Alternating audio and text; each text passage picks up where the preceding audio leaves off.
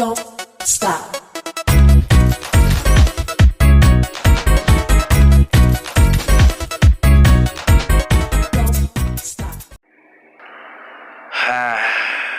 I didn't think I'd have to do this video, but apparently people have left me no choice. The nonsense that's been going on surrounding Retro Studios has kind of bugged me for a while, and I wanted to do a video about it. Retro Studios is one of the best studios Nintendo has, but yes, they haven't put out an official game, or a new game, in over 6 years. Their last new game was Donkey Kong Country Tropical Freeze. And people like Arlo have pointed to some evidence to show Retro's been in trouble. Nicholas Shaw was a narrative designer who worked at Retro Studios from July 2016 to August 2019. Now, if you go down a little bit, you'll see key team member for collaborative world building, story construction, and IP development. Point of contract for supplemental prose writing, resources for series history and lore. Now that's very interesting. So, now we know that it's probably not Metroid Prime 4, since Metroid is more of a sparse storytelling. It's more about exploration, things like that. But his responsibilities sound eerily similar to what was posted on Nintendo Everything over 2 years ago, and I will show you the article. Okay, here we go. As you can see, it has a lot of the same information from his LinkedIn page, things like working with a AAA team, trying to bridge the gap between storytelling and the restrictions of dialogue, and also trying to world build in, IP lore and history. But look at this. It adds something else here, that it's a non-linear story. So we know that it's probably not Metroid, because after Other M, I don't think Nintendo wants to make that same mistake again with Metroid. I know this is a little long, but trust me on this. I did a lot of digging. I'm showing a lot of clues, so that way when I show what I'm going to show at the end, it will make all the sense in the world. So let's keep going, okay? Next up, we have the photo that Retro gave Reggie when he retired last year. Oh, I miss Reggie and love him. But anyway, let's take a look at the photo, and you'll see what I mean. Here it is. We see Donkey Kong, Diddy Kong, Samus. Wait a minute. Why is a statue of Mario covering up a hand? And this metal thing here doesn't seem to be part of Samus's arm cannon. Well, what do you know? There's a hidden character. Now, why would Retro want to hide a character unless it's a hidden character from an unannounced game? Hold on, how do you know this, Michelle? Well, one of the artists at Retro Studios posted this picture, and somebody asked him, is that what I think it is? And he shows a picture of Goofy being embarrassed, and one guy's like, holy crap, and he sounded really excited. Unfortunately, he deleted it not too long after. Why delete it if there's nothing to hide? Makes you think, doesn't it? Now we're switching gears. Wait, hold on. I went to Retro's own website, and look, they're looking for a product manager to manage projects. Wait, what? Projects? Wait, that must mean that there's more than one game in development at Retro Studios. Egads. All the people who wanted to stir up drama about Retro, all people would have had to have done is just look closely. This person, they want to make a contract employee, so they want them to keep track of all the projects that are in development.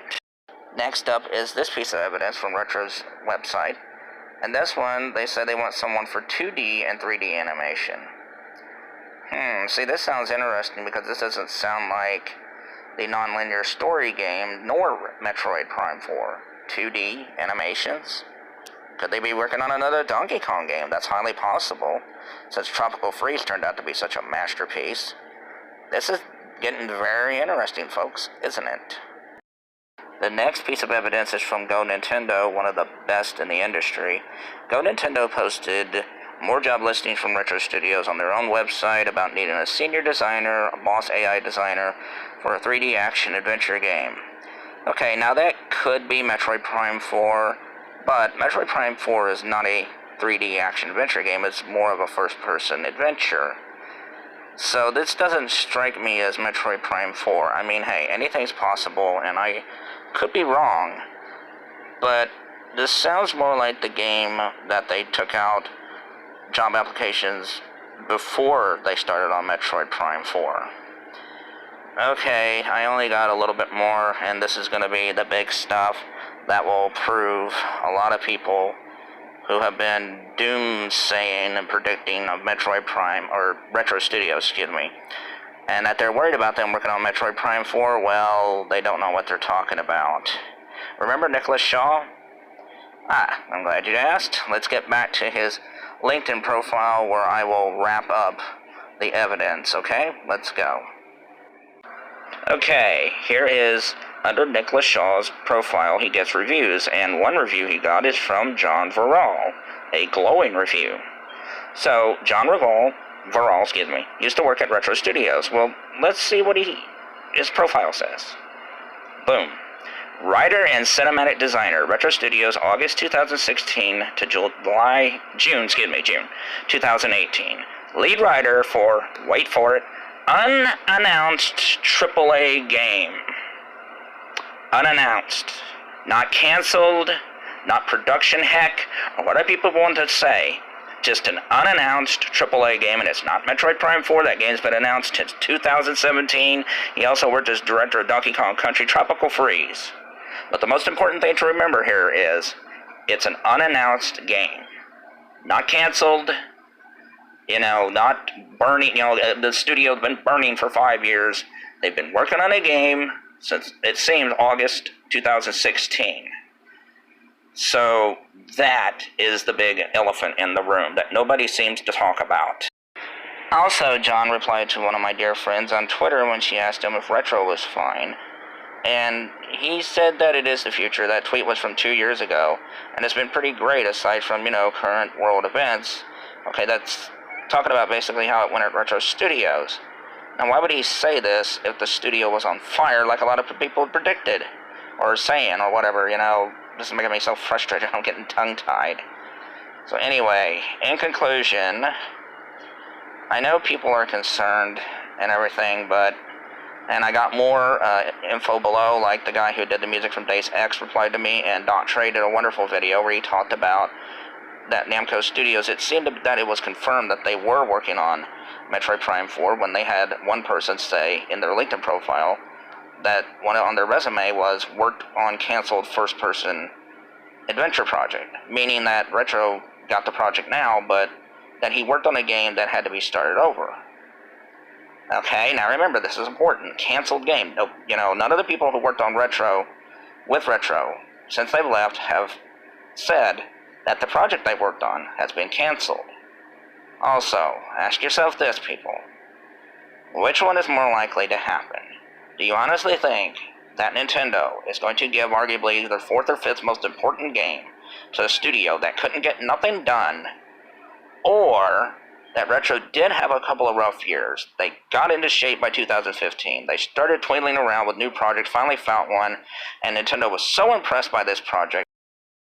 Nintendo was so impressed by the game, as I was saying, that they asked Retro, hey, Metroid development's not going that well, can you guys whip up a demo for us? They did. Nintendo was blown away, and Retro got the project.